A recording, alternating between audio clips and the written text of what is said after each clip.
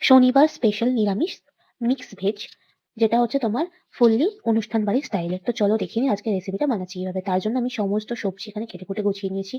ফুলকপি, আলু, তারপর তোমার গাজর, বিনস, এদিকে টমেটো, আদা, কাঁচা লঙ্কা, আর এদিকে একটা আমি পেস্টের জন্য রেডি করে নিয়েছিলাম কাজু বাদাম আর পোস্ত ভিজিয়ে রেখে দিয়েছিলাম, ওগুলো পেস্ট করব। তার সাথে আদা, কাঁচা লঙ্কা, টমেটো সমস্ত কিছু দিয়ে পেস্ট একটা করে নেবো আমরা। তো ততক্ষণ আমি পেস্টটা করে রেখে দিয়েছি। এপাশের সাইডে আমি কড়াইয়ে তেল গরম করতে দিয়েছি। ওটাতে আমি আগে আলুগুলো দেবো, দিয়ে আলুগুলো একটু লাল, লাল করে ভেজে নেবো। ভেজে তুলে নেওয়ার পর ওর মধ্যে আমি এড করব ফুলকপিগুলো। ফুলকপিগুলো ভালো করে ভাজা হয়ে গেলে ওর মধ্যে আমি গাজর, বিনস এগুলো এড করে দেবো। এড করে ওগুলোকেও লাল, লাল করে একটু ভেজে নেবো।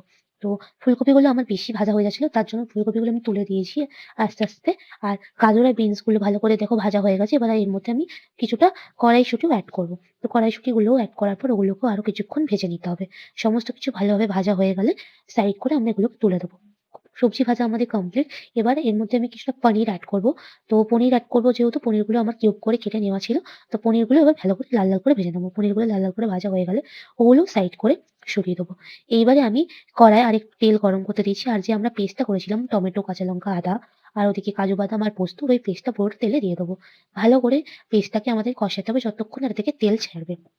যখন তেল ছেড়ে এই জল ভাবটা পুরো কেটে যাবে পেস্টটা, তখন আমরা এর মধ্যে এড করব টক দই আর একটুখানি কাশ্মীরি লঙ্কা গুঁড়ো।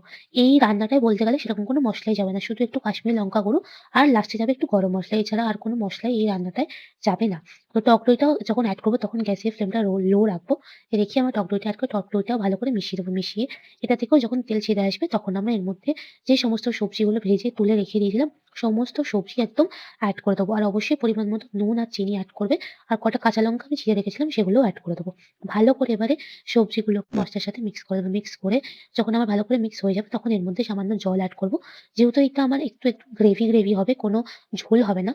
যার কারণে আমি এটাতে বেশি জল এড করব না। যেটুকুতে আমার শুধু সবজিগুলো সিদ্ধ হয়ে যায় সেইটুকু এড করব। করে ঢাকা দিয়ে এটাকে আবার ফুটতে দেবো যতক্ষণ না আমার সবজিগুলো সিদ্ধ হয়ে যাচ্ছে। যখন আমার সবজিগুলো সব সিদ্ধ হয়ে যাবে তখন আমি এর মধ্যে যে পনিরগুলো ভেজে রেখেছিলাম সেগুলো এড করে দেবো। সেগুলো এড করে দিয়ে আবারও কিছুক্ষণ মিক্স করে আরো একটু ফুটতে দেবো। দেন ফুটে গেলে এর মধ্যে এড করব সামান্য গরম মসলা। আর সবজি থেকে যেহেতু জল ছাড়ে তাই আমি এর মধ্যে এড করব একটুখানি ময়দা, জলের মধ্যে আমি গুলে রেখেছিলাম সেটা। তাহলে কি হবে সবজি থেকে জলটা ছাড়বে না, গ্রেভি, গ্রেভি ভাবটা থাকবে।